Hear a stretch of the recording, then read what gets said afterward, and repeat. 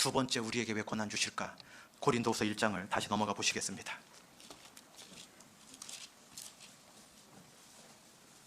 표시 안 하신 분은 표시해 놓으시면 더 좋겠습니다. 고린도후서 1장 9절입니다. 286페이지입니다. 고린도후서 1장 9절. 우리 마음에 사형 선고를 받은 줄 알았으니 이는 우리로 자기를 의뢰하지 말고 오직 죽은 자를 다시 살리시는 하나님만 의뢰하게 하심이라. 하나님께서 사랑하는 우리들에게 환난과 고난을 허락하시는 두 번째 이유는 뭐냐면 오직 하나님 한 분만 의지하게 살게 하기 위해서 고난으로 허락하신다는 겁니다. 왜요? 하나님은 도도한 인생을 싫어하십니다. 한국 어감으로 도도한 게 교만하다 이렇게 이해돼도 틀린 건 아니지만 제가 말씀드리려고 하는 도도는 그 교만한 도도를 말하는 게 아닙니다. 하나님도 틀림없이 믿지요. 우리가 구원받았는데. 그런데 내 직장도 믿는 사람이 있습니다. 가족을 부양하는데 돈을 1,000만큼 쌓아 넣어 보십시오. 내 가족이 지켜지는가? 하나님도 믿고 너무나 훌륭한 좋은 직장, 부러워하는 직장 다니는 남편도 믿는 자매님이 있습니다. 하나님 틀림없이 믿고 교회에 와서 남편 믿을 바가 못 되니까 공부 잘하는 아들 믿는 자매님이 있습니다. 아들도 믿는 자매님. 이 아들놈이 나를 좀 기쁘게 해줄 거다. 교회 가면 봉사하고 힘들고 남편 보면 원망 생기고 그러나 아들 보니 너무나 기쁘다. 아들도 믿어지는 분이 있을 겁니다. 자기를 늘 기쁘게 해줄 거라고. 어른들이 품 안의 자식이라 그랬습니다. 이렇게 예뻤던 자식이 이렇게 크면 자식 먹을 통닭 걱정하지 이 추운 날 부모님 뭐 잡술까 찾아뵙지 못한다는 겁니다. 우리가 하나님만 의지하고 살아가는지. 하나님은 스바냐서에 보면 양다리 걸치고 있는 사람들 멸절한다 말씀하셨습니다. 하나님도 믿는데 다른 것도 의지하고 싶은 겁니다. 왜 사도 바울이 아테네 갔을 때 그 아테네 사람들 봤을 때 답답한 줄 아십니까? 너희가 많은 신상을 쌓아놨는데 알지 못하는 신에게라 한 걸 내가 알게 하리라. 왜 그 가장 철학이 넘쳐나고 지식이 넘쳐나고 그때 당시에 가장 발달되었던 아테네 사람들이 알지 못하는 신전까지 만들어 놨겠습니까? 하여간 간에 눈에 보이는 뭐든지 다 의지하고 싶은데 보이지 않지만 그 무엇인가라도 있으면 그 신한테 저주받으면 안 되니까 알지 못하는 거지만 딱 만들어 놓은 겁니다. 그런데 그 똑똑했던 그 철학을 부흥시켰던 사람들 아닙니까? 소크라테스와 아리스토텔레스와 플라톤이 있었던 도시입니다. 모든 철학의 기초가 됐던 도시였습니다. 밥 먹으면 새로운 것만 알려고 했던 지식이 넘쳐났던 도시였습니다. 그렇게 지식 넘쳤던 사람들이 진짜 알지 못하는 신에게라도 빌고 싶은 그 신이, 그 헤아릴 수 없었지 않았던 그 신이 진짜가 단 하나라도 있었다면 나머지를 만들어 놨던 거가 얼마나 그 신에게는 불경이 되는지, 얼마나 모멸찬 행위가 되는지 생각을 못했을까. 친구 엄마가 나에게 친절하다고 내가 그 아주머니를 엄마라 부르는 게 나를 낳아주고 가난하지만 형편이 있어서 나랑은 지금 같이 못 살고 있지만 그 친어머니에게 내가 얼마나 못된 놈인지 왜 그걸 생각 못합니까?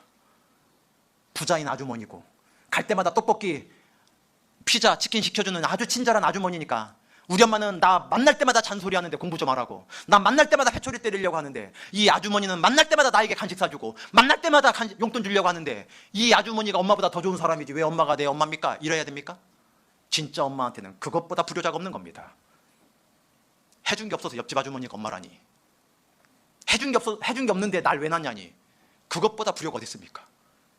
이러려면 날 왜 낳냐니, 그것보다 불효스러운 말이 어디 있습니까? 살아있으니까 그런 소리 하고 있으니까요. 하나님 앞에 가면 가장 큰 죄 중에 그 말한 것 때문이라는 걸 알게 될 겁니다. 부모를 공경치 않는 자 그 자리에서 돌로 쳐 죽이라 그랬습니다. 우리가 무엇이 순서인지 모르고 살아가는 겁니다. 하나님만 의뢰하기 위해서 내가 갖고 있는 그거를 불어버리십니다. 왜요? 내가 그것 때문에 하나님을 반으로 생각한다 아무도 생각 안 하기 때문입니다. 믿음의 분량은 누구나 다 있을 수밖에 없습니다. 내 믿음의 분량을 수치화시킬 수 없지만 만약에 100으로 가정한다면 내가 내 직장을 20을 의지하고 있다면 주님은 저절로 몇 %겠습니까?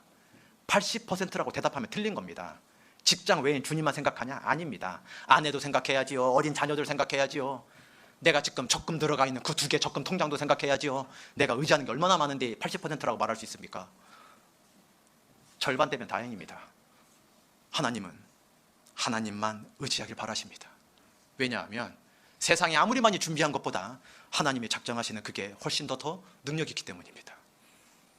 내가 병 걸렸을 때 TV에 나오는 유명한 의사 찾아가는 것보다 그 의사가 예약 받기도 힘들지만 3년, 6년 막 예약해봐야, 지금 예약해봐야 막 3년 뒤에, 6년 뒤에 있는 사람도 있습니다. 진짜 서울대병원 가보면 그 의사가 살지도 모르는데 자기 3년 뒤를 예약받아요. 환자를. 자기가 살지도 모르는데. 그런데 그 의사가 바로 예약을 해줬다고 해도 치료가 잘못될 수도 있습니다. 그런데 동네에 아무런 이름 없는 의사인데 하나님이 수술하는 그날 도와주시면 이름 없는 의사여도 내가 얼마든지 살아날 수 있습니다. 제가 어거지하는 이야기입니까? 제가 꾸며내는 이야기입니까? 아무리 많은 군대 가져가도 아이성 작은 성이었지만 질 수밖에 없었고, 화살 하나 쏘지 않았지만 하나님 말씀대로 순종하면 하루에 한 바퀴씩 돌았지만, 마지막 날 7바퀴 돌았지만 얼마나 조롱했겠지만, 너희들 화살이 없냐? 창이 없느냐? 칼이 없냐? 그랬을 겁니다. 그 이중 성벽 위에 있는 여리고 백성들이 조롱했을 겁니다. 화살도 쏘았을 겁니다. 맞아 죽은 사람이 있을지 모릅니다. 아무 말도 하지 말라 그랬습니다. 기미가 보여야지 말이죠.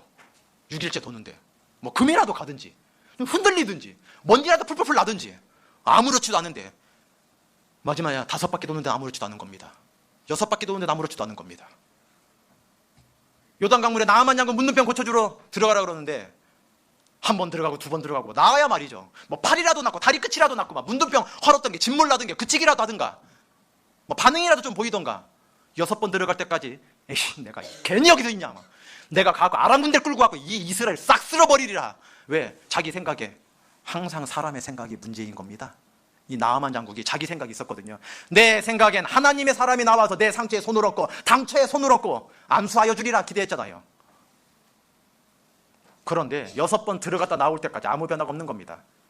내가 이 나라를 쓸어버리라 그랬으면 어떻게 될 뻔했습니까? 마지막 한 번 들어갔더니 어린아이처럼 피부가 변했습니다. 문제는 하나님을 어떻게 생각했냐라는 겁니다. 내 환경이 나를 살게 하는 게 아니라 내가 하나님을 어떻게 생각하고 살아가고 있나가 좌우된다는 겁니다. 세상 사람들은 이걸 이해할 수 없습니다. 교회 다니는 사람 똑같이 이 숫자 모아놓고 말하면 다 줄 겁니다. 무슨 소리 하냐고. 지금 조는 7명은 이 공기가 탁해서 그런 겁니다. 히터를 하도 떼가지고. 하나님께서 하나님만 의지하고 살게 하기 위해서 내가 의지하고 있었다는 걸 불어버리실 때가 있다는 걸 잊으시면 안 됩니다. 시편을 잠깐 넘겨보시죠. 여기 표시하시고 고린도서는 마지막 한번 돌아와야 되니까 시편 62편입니다.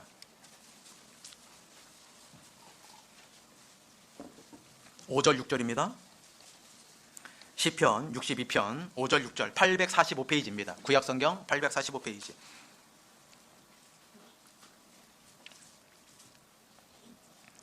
나의 영혼아 잠잠히 하나님만 바라라. 대저 나의 소망이 저로조차 나는도다. 62편 6절입니다. 오직 저만 나의 반석이시오 나의 구원이시오 나의 산성이시니 내가 요동치 아니하리로다. 인생 살면서 왜 이렇게 요동을 많이 하냐면요, 하나님만 바라보지 않고 눈에 보이는 세상을 바라볼 때 요동됐던 겁니다. 저 사람들은 저렇게 노후대책 준비하는데 내가 이렇게 주님을 위해서만 살아도 될까? 세상은 저렇게 자녀들 학원 보내는데 내가 이렇게 주님 한 분만으로 살아갈 수 있을까? 물론 주님 섬긴다고 아이가 서울대 들어가고 연고대 들어가는 건 아닙니다. 오늘 주일 말씀 끝나고 점심 식사하시고 학부모 교육 예정돼 있긴 한데 서울대 연고대 들어가는 법 기대하고 오시는 분은 아예 안 오는 게 좋습니다.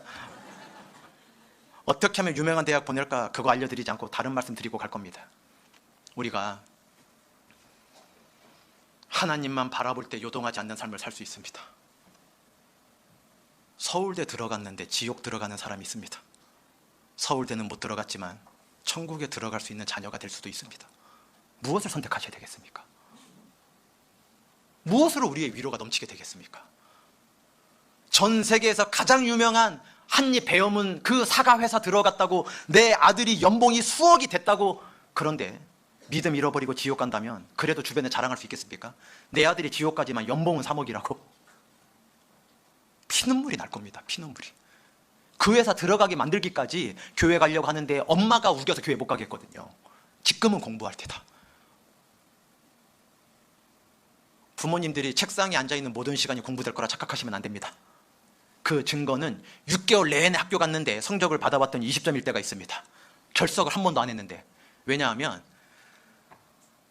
쉬는 시간 10분 동안 너무나 활발하고 점심시간 1시간 동안 옆반 아래층 위층까지 너무나 활발한 친구는 5교시에 45분 동안 잘 수밖에 없어요. 10분 동안 너무나 많이 움직였기 때문에 45분 동안 자고 또 10분 동안 엄청나게 재미나게 시간 보내고 또 45분 자고 또 10분 동안 엄청나게 활동적으로 있다가 또 45분 자고, 그렇게 집에 갔다 오면 엄마가 내 아이가 겨울이어도 여름이어도 몸이 아파도 학교 가는 거 좋아하니까 공부 잘하겠구나. 학교 잘 간 거지 공부를 잘한 건 아닙니다.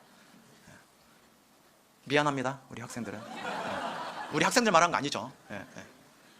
우리의 외모로 우리의 속까지 결정되는 거 아니라는 걸 말씀드리고 싶은 거예요. 내가 하나님만 정말 의지하고 살아가고 있는지 나의 몸으로 증명을 해내야 된다는 겁니다. 내가 이 세상에 있는 것이 필요하죠. 배고플 때 먹고 추울 때 입고 직장도 다니고 자녀들 학비, 그리고 2년 뒤에 보증금 올려줄 거 열심히 하셔야 됩니다. 게을른데 하나님 섬긴다면 거짓말입니다. 눈에 보이는 거 열심히 하지 않는데 보이지 않는 하나님께 열심히 할 수 없습니다. 열심히 하는데 목적이 무엇이냐는 겁니다. 돈이 나쁜 게 어디 있습니까?